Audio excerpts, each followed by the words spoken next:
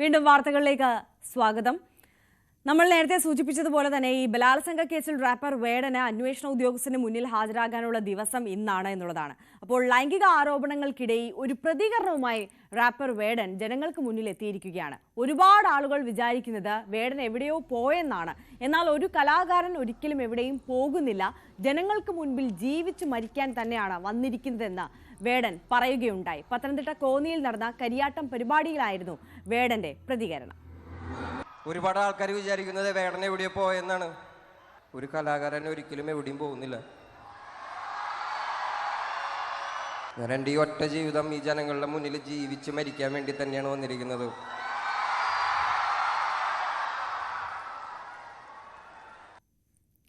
Asia cup 2020 ക്രിക്കറ്റിന് ഇന്ന് കൊടിയേറ്റം. ഉദ്ഘാടന മത്സരത്തിൽ അഫ്ഗാനിസ്ഥാൻ ഹോങ്കോങ്ങിനെ നേരിടും. രാത്രി 8 മണിക്കാണ് മത്സരം. ഇന്ത്യയുടെ ആദ്യ മത്സരം നാളെ UAE-ക്കെതിരെയാണ്. ഹരികൃഷ്ണൻ ചേരുന്നു കൂടുതൽ വിവരങ്ങളുമായി. ഹരി, അങ്ങനെ ഏഷ്യൻ വെടിക്കെട്ടിന് ഇന്ന് തുടക്കമാവുകയാണല്ലേ? തീർച്ചയായും ആര്യ, 17ാമത് ഏഷ്യ കപ്പിന് ഇന്ന് തുടക്കമാവുകയാണ്. പ്രധാനമായും ഇന്ത്യയുടെ മത്സരം നാളെയാണ് നടക്കുന്നത്. ഹോസ്റ്റായ UAE-ക്കെതിരെയാണ്. അഫ്ഗാനിസ്ഥാൻ മത്സരിക്കുന്നത് ഹോങ്കോങ്ങിനെതിരെയാണ്. അഫ്ഗാനിസ്ഥാൻ ആവട്ടെ പാകിസ്ഥാനും UAE-യും തമ്മിലുള്ളൊരു ട്രൈ സീരീസിൽ ഒരു ഫൈനലിൽ പാകിസ്ഥാനെതിരെ 75 റൺസിൻ്റെ പരാജയം ഏറ്റുവാങ്ങിയത് കഴിഞ്ഞ 2 ദിവസങ്ങൾക്ക് മുമ്പാണ്. അതിനുശേഷമാണ് നേരെ ഏഷ്യ കപ്പിലേക്ക് വരുന്നത്. അതുകൊണ്ട് തന്നെ സ്വാഭാവികമായും അഫ്ഗാൻ പടയ്ക്ക് റാഷിദ് ഖാൻ്റെ അഫ്ഗാൻ പടയ്ക്ക് ഒരു ചെറിയ ആത്മവിശ്വാസക്കുറവ് ഉണ്ടായിരിക്കാം. അത് മാക്സിമം മുതലാക്കുക എന്നുള്ളതായിരിക്കാം ഹോങ്കോങ്ങിൻ്റെ ഉദ്ദേശം. ഉറപ്പായിട്ടും ഇതൊരു ടൈറ്റ് മത്സരമാണോ എന്ന് ചോദിച്ചാൽ അല്ല.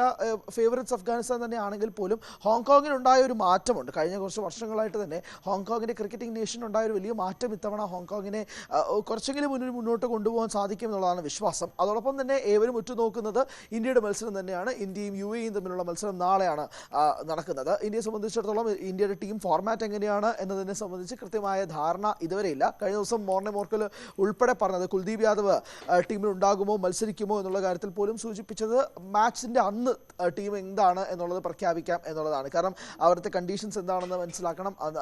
ഫേവറബിൾ ആണോ, സ്പിന്നിന് ഉപകാരപ്പെടുന്നതാണോ, ബാറ്റിംഗ് ട്രാക്കാണോ എന്നതൊക്കെ നോക്കി അതനുസരിച്ച് തീരുമാനിക്കാം എന്നുള്ളതാണ് മോർനെ മോർക്കലിൻ്റെ വാക്കുകൾ. അപ്പോൾ കുൽദീപിന് ഇത്തവണയും ബെഞ്ചിലിരിക്കേണ്ടി വരുമോ എന്നൊരു വലിയ ചോദ്യം കൂടി നിൽക്കുന്നുണ്ട്. അതോടൊപ്പം തന്നെയാണ് സഞ്ജു ഓപ്പണറായിട്ട് തന്നെ വരാനുള്ളൊരു സാധ്യത ഏറെയാണ്. ഓപ്പണിംഗ് കോമ്പിനേഷനായിട്ട് അഭിഷേകും സഞ്ജുവും കൂടി ഓപ്പൺ ചെയ്യാനുള്ളൊരു സാധ്യതയും കൂടി മുന്നിൽ കാണുന്നുണ്ട്. അങ്ങനെ ഒരു ഘട്ടവും കൂടിയുണ്ട്. ഏതായാലും ഡിഫൻഡിംഗ് ചാമ്പ്യൻസായ ഇന്ത്യക്ക് ഇത്തവണത്തെ ഏഷ്യ കപ്പ് വളരെ പ്രധാനപ്പെട്ടതാണ്. അതോടൊപ്പം തന്നെ സൂര്യകുമാർ യാദവിൻ്റെ ക്യാപ്റ്റൻസിയിൽ ഇന്ത്യക്ക് വീണ്ടും ഒരു വിജയ തേരോട്ടത്തിലേക്ക് കൊണ്ടുപോകാൻ സാധിക്കുമെന്നുള്ളതാണ്. പ്രത്യേകിച്ച് T20 ലോകകപ്പ് ഒക്കെ വരാനിരിക്കുന്നൊരു ഘട്ടത്തിൽ ഈ ഏഷ്യ കപ്പ് വളരെ പ്രധാനപ്പെട്ട ഒരു കാര്യവും കൂടിയാണ് ഇന്ത്യയെ സംബന്ധിച്ചിടത്തോളം. ഇന്ത്യക്ക് മാത്രമല്ല ബാക്കിയുള്ള രാജ്യങ്ങൾക്ക് ഉൾപ്പെടെ. നമ്മൾ 2 ഗ്രൂപ്പുകൾ ആയിട്ട് തിരിക്കുമ്പോൾ പോലും ഇന്ത്യ പാകിസ്ഥാൻ, നമുക്കറിയാം ഇന്ത്യയും പാകിസ്ഥാനും തമ്മിൽ ഈ ഏഷ്യ കപ്പിൽ മത്സരിക്കും. ഒരു വലിയ തീവാർന്ന മത്സരമായിട്ട് തന്നെ അത് മാറാനുള്ളൊരു സാധ്യതയും